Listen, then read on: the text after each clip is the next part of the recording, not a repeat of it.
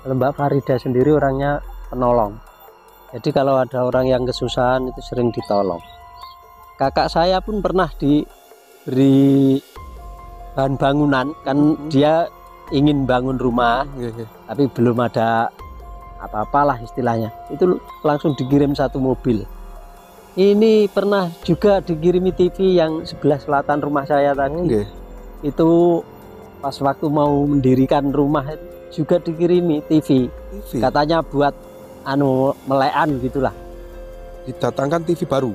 Baru dari toko. Kadang ada yang meja kursi, kadang tanpa diminta loh Pak itu ya. Tanpa diminta. Tanpa diminta. Dia itu kan lebih tahu orang yang mau ditolong. Keluh kesah hati orang warga sini, Mbak Farida ini bisa membaca gitu bisa. Ya.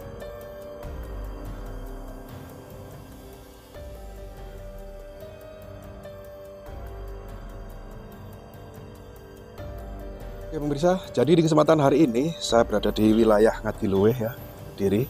Dan saat ini kita akan mereview sebuah tempat yang sangat keramat dan terkenal kemistisannya. Nah, saat ini kita ditemani juru kunci, Pak Paring Asmo Sinten Pak? Pak Gito. Nah, Pak Sugito ya. Pak Sugito ini beliau adalah juru kunci yang merawat makam-makam yang ada di sini. Dan salah satu makam di sini ada yang sangat istimewa. Namun sebelum kita menuju ke sana, kita akan mencoba berkeliling. Kita diantar Pak Sugito untuk mereview sebuah tempat yang tidak kalah winggitnya juga. Di mana mau nggak Pak? Enggak. Ini wilayah desanya apa Pak? Badal Pandean. Badal Pandean ya. Kecamatan Ngadiluwih ya. Ngadiluwih. Kalau cuma tanyanya Badal gitu pasti ya, tunjukkan yang selatan sini. Oh Badal ada dua? Ada dua lurah. Ini yang Pandean ya? Badal Pandean. Pak, di sini banyak sekali makam. Ini makam kuno atau makam baru, Pak? Ya, ada yang baru, ada yang lama. Seperti ini kan, ini batu nisannya seperti ini kan makam lama. Ya? Oh iya, ini makam. Terus itu yang belah pohon itu. Oh, situ juga makam kuno ya? Iya. Batu nisannya, kalau yang baru kan yang seperti ini kan. Dan ini kita akan diantar Pak Sugito menuju tempat yang apa itu kemistisannya Pak? Ada cerita apa nanti? Ada dua versi itu tempatnya Mbak Farida itu. Yang satu di pohon yang berlubang itu, yang satu yang sebelah sini. Oh jadi ada dua versi. Ada dua versi. Diduga makam Mbak Farida. Untuk kebenarannya sendiri masih simpang siur. Iya, kebenaran sendiri kan orang sini tidak ada yang tahu. Itu Nah kita akan diajak ke makam satunya nggak Mbak? Iya. Ke makamnya Mbak kan Farida. Saya tanya ini makam atau pokok dulunya itu bertempat di sini, terus saya disuruh kasih tanda, saya kasih tanda ini kepala atau kaki, ya itu aja nanti biar enggak dilompati orang. Ini dikasih tanda, ini pohon puring ini saya kasih puring ini. Nah oh ini tapi jarang yang menuju ke sini, yang sering dituju itu ya yang di pohon itu, yang makamnya di dalam pohon itu. Tapi menurut sepuh ini juga makam. Iya katanya itu orang Nganjuk apa gimana yang menemukan di sini.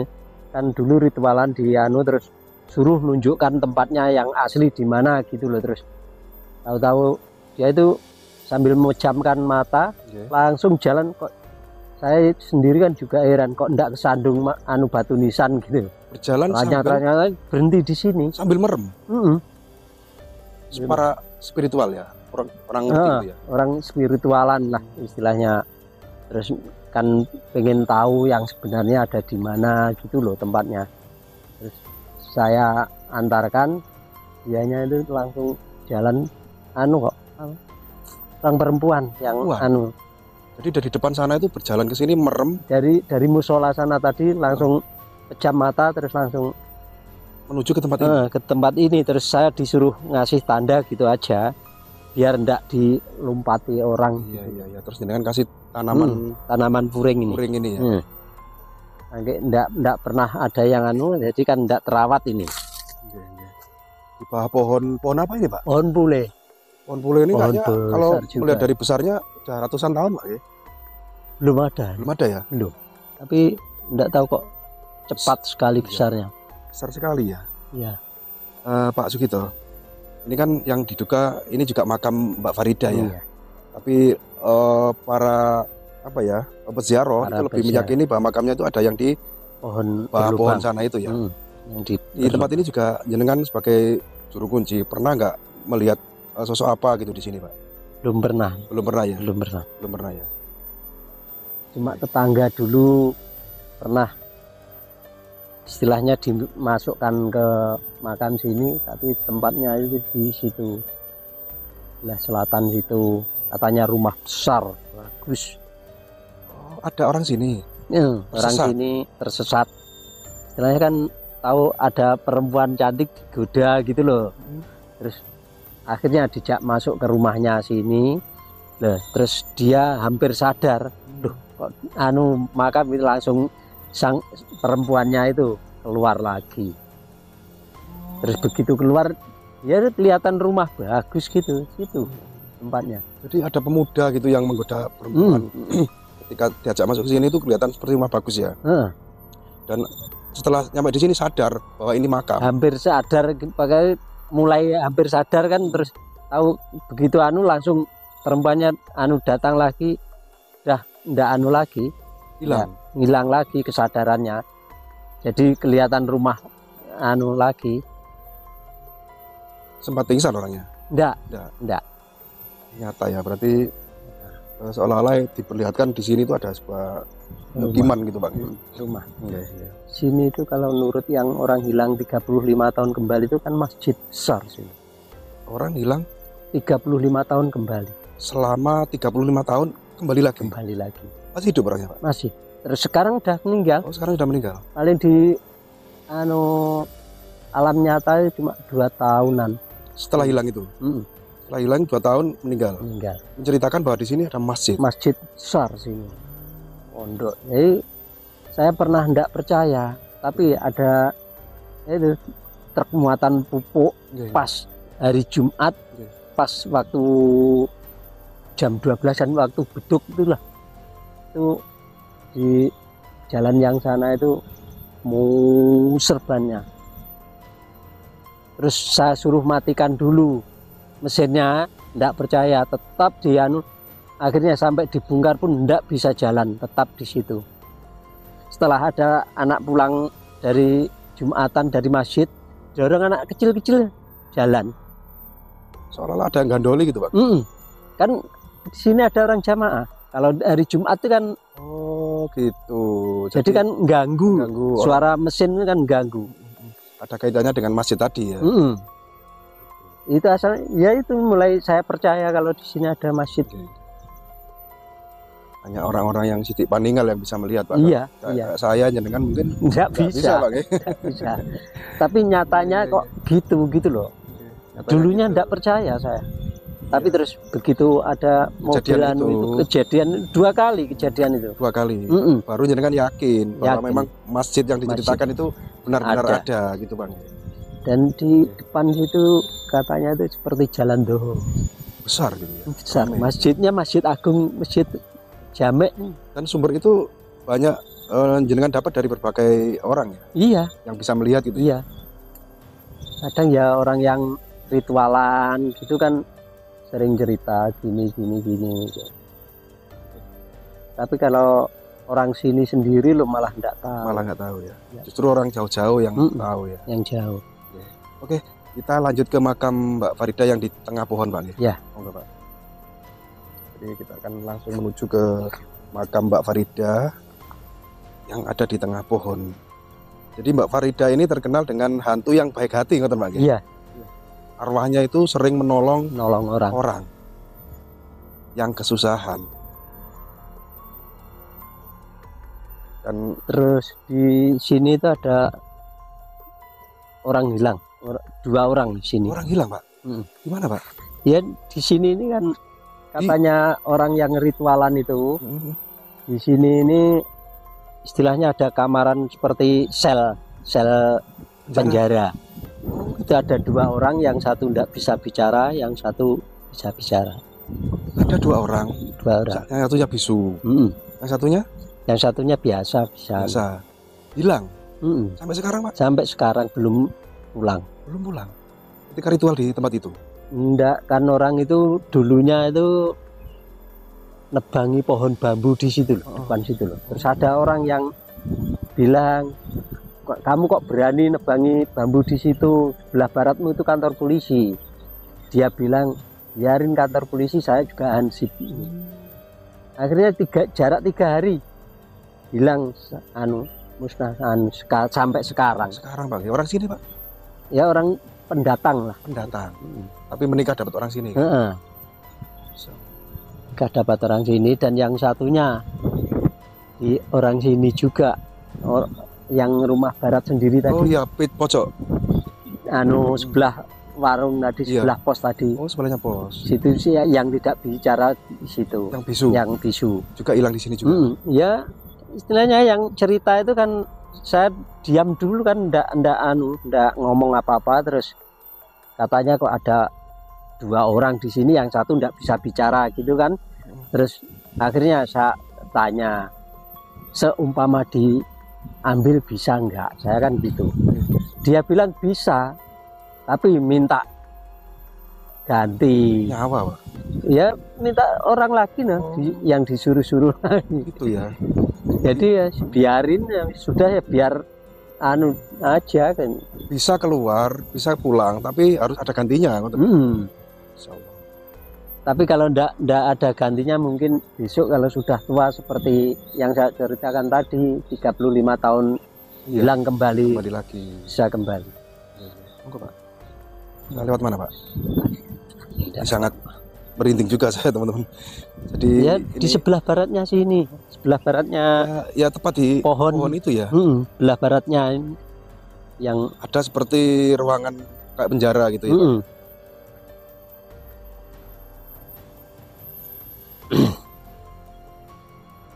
Ini teman-teman, ini makamnya ya. Benar-benar berada di dalam pohon Pak nih. Iya. Nah ini saya sendiri tidak tahu kalau ada batu nisannya. Baru tahu itu paling sekitar 10 hari. 10 harian dari ini. 10 hari? Baru saya baru tahu kalau ada batu nisannya ini baru sekitar 10 hari ini. Tapi kalau yang ritualan kesini itu katanya sudah tahu sejak dulu. Sejak dulu udah ada. Udah ada batu nisan. Bisa diceritakan Pak, sosok Mbak Faridah yang terkenal hantu baik hati itu seperti apa? Monggo Pak. Ya, kalau Mbak Faridah sendiri orangnya penolong. Jadi kalau ada orang yang kesusahan itu sering ditolong. Jadi banyak yang kesini, tapi ya istilahnya ada yang entah itu bohongan atau enggak tahu kan, saya sendiri kalau yang bisa melihat sendiri kan Mbak Faridahnya. Jadi tergantung tujuannya orang kesini. Tujuannya orang kesini itu minta apa gitu. Nah, salah satu contoh orang yang pernah ditolong itu seperti apa? Di desa ini ada nggak? Kalau desa sini kebanyakan enggak mau nerima, enggak berani nerima. Tapi pernah ada? Pernah. Kakak saya pun pernah diberi bahan bangunan, kan dia ingin bangun rumah, tapi belum ada apa-apalah istilahnya. Itu langsung dikirim 1 mobil bahan bangunan. Tiba-tiba datang 1 mobil bahan atau material. Yang mengirim itu atas nama? Enggak tahu, pokoknya yang tahunya kan cuma yang dituju itu namanya Pak Budiono. Pengirimnya nggak ada? Nggak ada. Jadi benar-benar RT ini namanya ini gitu jelas, tapi pengirimnya nggak ada. Kan dari toko itu biasa kan kalau pembeli itu mau dikirim kemana, ke rumah siapa kan, cuma gitu. Sempat cross check ke toko nggak siapa yang beli ini gitu? Nggak. Tapi tidak diterima? Nggak diterima, tolak kan, nggak merasa membeli, jadi nggak enak lah. Kalau merasa pesan, tapi alamatnya benar, namanya benar. Ditolak. Padahal material itu sudah dibayar mungkin ya? Udah. Itu Pak ya. Ini pernah juga dikirimi TV yang sebelah selatan rumah saya tadi. Itu pas waktu mau mendirikan rumah itu juga dikirimi TV. Katanya buat melekan gitulah. kan mau dirikan rumah besok pagi, biasanya malam kan banyak orang melekan gitu loh. Didatangkan TV baru. Baru dari toko. Diterima, Pak? Enggak berani. Tidak berani. Enggak berani. Mungkin orang sini juga sudah tahu bahwa Mbak Farida ini yang ngirim. Mungkin, tapi ya kok tahu-tahu gini gak, wong saya ndak beli kan, ndak enaknya gitu loh. Jadi masih banyak lagi ya warga sini yang mengalami kejadian seperti itu ya. Banyak. Kadang ada yang meja kursi, kadang meja kursi juga. Tanpa diminta loh Pak itu ya. Tanpa diminta. Tanpa diminta. Dia itu kan lebih tahu orang yang iya. mau ditolong. Keluh kesah hati orang, warga sini, Mbak Farida ini bisa membaca gitu ya. Bisa. Orang ini benar-benar butuh pertolongan, orang benar-benar susah, kita tahu beliau ya. Iya. Jadi makanya ketika ada orang yang datang ke sini dengan tujuan yang tidak benar-benar membutuhkan, beliau itu tahu. Gitu. Tahu. Nah ini kan katanya tadi jenengan di belakang layar kan menceritakan banyak didatangi orang ya dengan tujuan apa Pak, minta berkah ya? Iya. Dan banyak susah. Yang kebanyakan kan terlilit hutang nih. Orang yang terlilit hutang. Yang kebanyakan yang ke sini. Terus datang ke sini nemuin jenengan gitu. Iya. Akhirnya jenengan antar dan saya antar dan saya suruh minta sendiri. Kan saya sendiri tidak bisa minta. Kalau saya bisa minta kan sudah kaya saya. Iya, betul. Jadi orang tersebut ke sini sendiri, jenengan antar. Saya antar, saya bukakan terus dia sendiri yang saya suruh maunya apa gitu. Jadi permintaan dia sendiri. Kalau saya yang ngomong kan berarti saya yang butuh, bukan dia yang butuhkan. Terus dari beberapa tamu yang datang ke sini tuh ada pernah nggak yang kembali lagi? Pak, saya sudah sukses Pak, seperti ini gitu. Ada ya. Orang Nganjuk ada. Juga orang yang terlilit hutang juga ya. Katanya dulu terlilit hutang terus. Tapi dengan jalan usahanya berjalan lancar lagi lah. Setelah ritual di sini, usahanya jalan lagi. Lancar lagi. Kan katanya dulu apa istilahnya rumah makan atau gimana gitu, terus macet total dan terlilit hutang banyak. Itu ya Pak ya. Terus alhamdulillah warungnya kembali jalan lancar. Ini udah agak lama enggak kesini. Udah lama kesini. Lupa mungkin Pak ya. Biasanya kalau lupa biasanya ya habis lagi Pak. Itu ya. Diminta lagi ya. Nah Pak, di sebelah makam Mbak Farida ini kan ada makam. Makam siapa ini Pak? Syekh Abdul Rahman. Siapa beliau itu Pak? Dianya ini dulu kalau menurut ceritanya itu yang menolong Mbak Farida ke sini itu ya Syekh Abdul Rahman. Ini dengan mulai tadi hampir lupa menanyakan yang menolong Mbak Farida. Kalau boleh Pak tahu sejarah tentang siapa sih sebenarnya Mbak Farida ini Pak? Ini dulu katanya loh, itu waktu masih kerajaan. Itu kan anak seorang raja. Terus dia ini sering ngasih orang, akhirnya oleh orang tuanya kan dimasukkan ke penjara gitulah. Nggak boleh keluar sama sekali, terus ditolong Syekh Abdul Rahman ini. Bertentangan dengan orang tuanya. Jadi Mbak Farida ini sosok dari dulu, dari kecil ya mungkin ya beliau tuh sudah dermawan gitu Pak, suka menolong. Tapi karena orang tuanya itu tidak senang dengan perbuatannya suka menolong tersebut, akhirnya dipenjara. Dimasukkan, katanya itu gitu. Terus setelah itu terus ditolong oleh Syekh Abdul Rahman ini. Ditolong oleh Syekh Abdul Rahman ini. Entah apa itu dulunya ini juga kerajaan apa gimana gitu, terus diambil ke sini. Aslinya mana juga enggak, belum sempat diceritakan lah. Masih misteri ya Pak? Iya, masih misteri. Nah awal mula ditemukan kok tahu ini makam Mbak Farida itu siapa penemunya Pak? Itu orang ritualan dari Probolinggo, Malang, Kalimantan, terus Blitar, Tulungagung, temu di sini. Hampir 1 tahun ini buka ini. Hampir 1 tahun? Hampir 1 tahun. Belum sampai kebuka yang dengan jelas. Terus udah pada pindah semua. Akhirnya dipastikan bahwa makam yang di dalam pohon ini makam Mbak Farida ya orang ritualan itu. Dulu ini enggak kelihatan. Ini saya buat apa istilahnya buat bakari sampah itu sampai segini. Oh gitu. Sampai tinggi sini. Terus sampah Pak dulu Pak. Sampah ya berarti. Sampah. Terus tahu kalau ada orang ritualan itu bilang kalau di sini ada makam empat makam. Akhirnya terus diratakan sini, Nggih, dikeruk. tahu ya, terus tahu ini Dikeruk, setelah lubang. dikeruk tiba-tiba ada batu nisan itu ya Pak ya. Ada lubang ini dulu, terus terus batu nisannya katanya yang ritualan itu sudah ada sejak dulu. Sudah Tapi saya baru tahu itu sekitar 2 mingguan. 2 mingguan. 2 mingguan. Ini kan makam-makam ini, terus sebelah baratnya ini juga kan 4 4 nih ya. katanya. 1 2 3 4 ya. Hmm. Nggih. Insyaallah. Jadi makam Mbak Farida. Sosok Mbak Farida itu katanya cantik Pak ya. Cantik. Satu lagi Pak, ini yang terakhir. Ada nggak saksi warga yang melihat sosok sebenarnya Mbak Farida itu seperti apa perwujudannya Pak? Tapi kalau penampakan Mbak Farida itu kalau di desa sini, sekitar orang sini, ya seperti orang biasa. Jadi sosok tetangga, kayak tetangganya gitu loh kadang itu. Tapi kalau ada orang yang jalan kaki itu kan dibarengi, dikasih tumpangan. Oke. Itu setelah naruh orang itu tahu-taunya hilang. Tapi menurut perasaan yang ngantar itu kan tetangganya gitu loh. Oh, seolah Tapi kemana tadi ditinggalkan oleh gitu, langsung kok udah ada gitu loh. jadi ketika warga sini menjumpai sosok Mbak Farida itu mendo-mendo sebagai tetangga.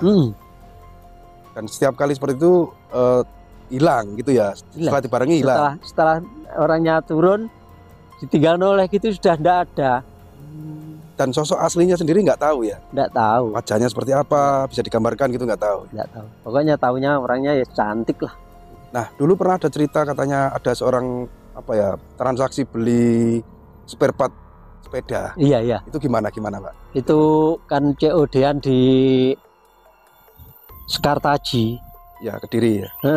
Dia itu asal bawa uang itu kurang gitu loh, terus akhirnya dibayari oleh Mbak Farida. Kan dia tanya itu apa istilahnya, sejak tadi kok mau bayari Nyebrang. nah itu, terus dia ingin kenalan lah gitu, kenalan namanya siapa, diberitahu kalau orangnya namanya Mbak Farida, rumah Ngadiluwih. Sampan takok nang Ngadiluwih nggone badal pandian nggone Mbak Farida wis di akeh wong roh. Akhirnya dia ke sini juga. Yang orang tadi ya. Terus dicek ke sini ternyata ada nama Farida ya ini. Makam ini. Iya. Selain nama itu nggak ada warga sini Kan nama Farida. Nggak ada, dianya tuh tahunya itu kan setelah bayari uang gorengan, kan beli gorengan. Iya. Ditinggal beli gorengan loh kok Hilang. udah hilang. Tapi untungnya dia sudah kenalan. Itu loh. Berarti salah satu orang yang benar-benar melihat sosok dari Mbak Farida itu ya. Menceritakan bahwa Mbak Farida itu orangnya cantik gitu ya. Jadi tahunya itu ya orang-orang yang pernah dijumpai itu yang ngomong. Kalau saya sendiri Iya. belum pernah. Jenengan sendiri nggak pernah ya Pak ya? Nggak pernah. Mimpi pun nggak pernah ya? Nggak pernah. Gitu nggih. Tapi karena ini jenengan yang rawat Pak. Iya. Dan di situ banyak sekali persajian itu orang yang ritual Pak. Orang ritualan. Dan kebanyakan orang yang ritual di sini itu hari apa Pak? Setiap hari kok. Hampir setiap hari. Hampir setiap Dan hari. dengan tujuannya minta berkah ya. Iya. Kebanyakan orang yang terlilit utang gitu. Iya. Tapi saya sendiri kan orang minta rezeki itu berhasil dan tidaknya kan tergantung yang Iya. ngasih. Iya betul. Oke, sangat luar biasa sekali ya teman-teman. Jadi di sini ini diduga makam Mbak Farida yang tadi sudah diceritakan bapaknya, dan memang makamnya ada di dalam pohon seperti ini, dan tempat ini masih sangat diuri-uri Pak ya. Sering didatangi orang yang dengan tujuan tertentu ya, seperti itu tadi ya. Pak, terima kasih ya Bapak sudah berkenan mengantar kami untuk menjelaskan tentang kemistisan tempat ini, dan ya tentunya inilah tanah Jawa yang banyak sekali ya cerita yang sangat unik. Kalau kita tidak belusukan tentunya kita tidak tahu bahwa di tempat ini terdapat sebuah makam unik di dalam pohon yang beliau adalah sosok Mbak Farida, bisa dibilang hantu yang baik hati begitu ya. Semoga tayangan kali ini bermanfaat. Kurang lebihnya saya mohon maaf apabila ada kesalahan baik narasi maupun tayangan dalam video kali ini. Karena saya sebagai manusia biasa tentunya tidak luput dari salah, khilaf maupun lupa. Saya akhiri, billahi taufiq wal hidayah. Assalamualaikum warahmatullahi wabarakatuh.